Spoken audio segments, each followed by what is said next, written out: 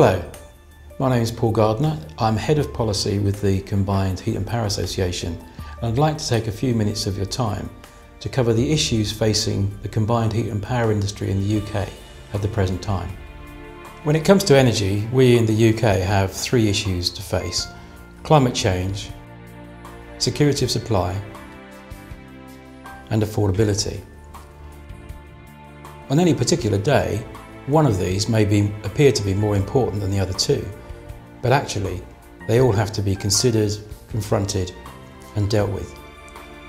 It is clear that for many years to come we'll be burning fossil fuel, particularly natural gas, to make electricity.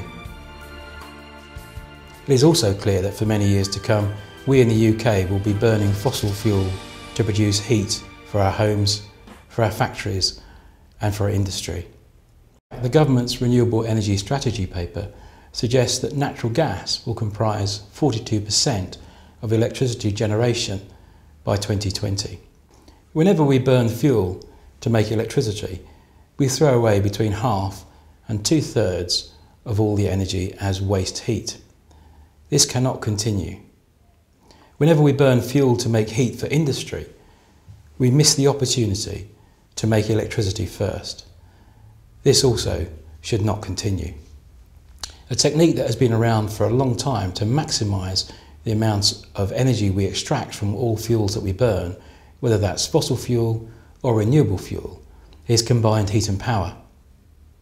To be defined as good quality CHP, an installation will make at least 10% primary energy saving and operate at an efficiency greater than 70%.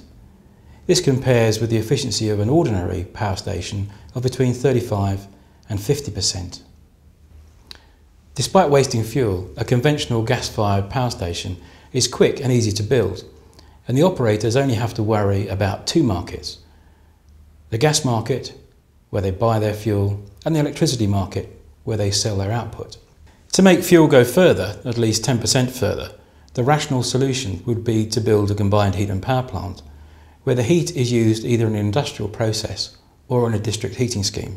However, investing in CHP is more complicated and more expensive than a conventional power plant.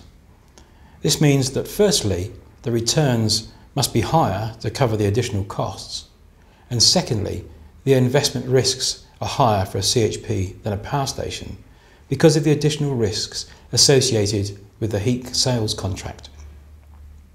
An investor in a CHP plant has three markets to consider: the gas market to buy his fuel, the electricity market to sell the output, but also the heat market.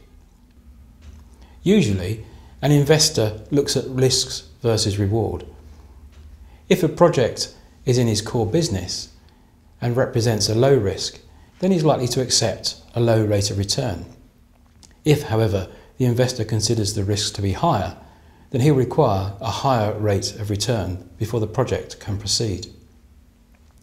The government has recognised the need to support CHP and has provided targeted support in the form of two benefits: exemption from climate change levy and enhanced capital allowances for some potential investors.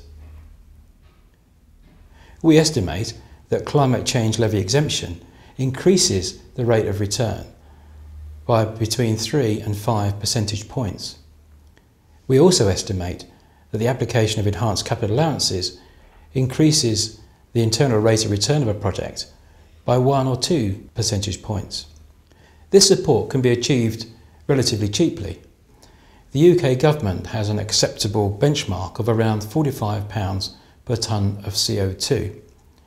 We estimate that climate change levy exemption will cost the Treasury only £30 to £55 a tonne of CO2 when applied to a CHP scheme. But you also have to remember that if a CHP plant does not run, then it does not claim climate change levy exemptions. So this is a no-risk option for the government. It only pays for the CO2 that is actually saved. So what's wrong with this current state of affairs? Well, climate change levy exemption is due to cease after April 2013.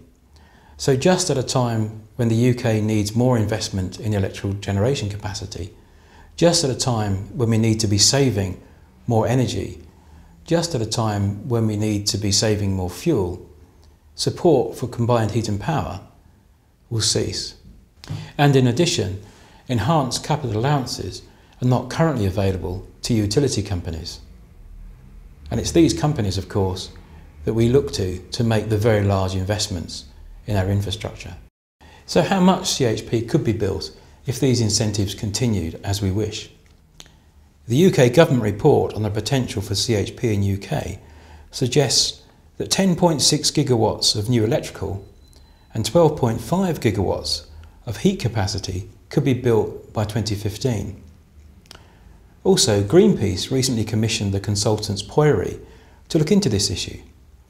Poiri have suggested that if the heat requirements at the 9 largest industrial sites in the UK were met with new large-scale CHP, then up to 13 gigawatts of extra electrical and over 8 gigawatts of thermal capacity could be added.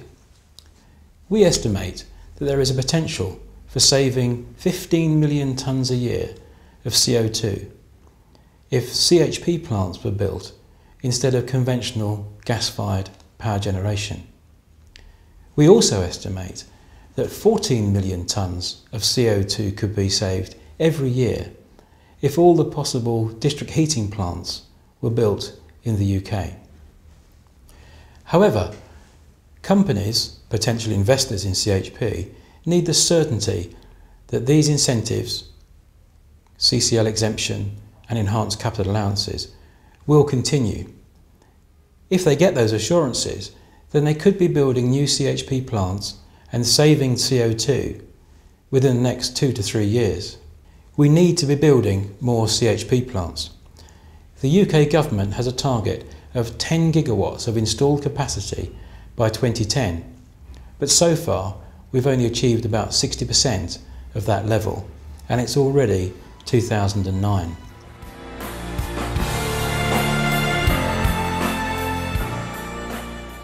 To sum up, we are asking the UK government to support CHP as the easiest, quickest and one of the cheapest ways of making fuel go further.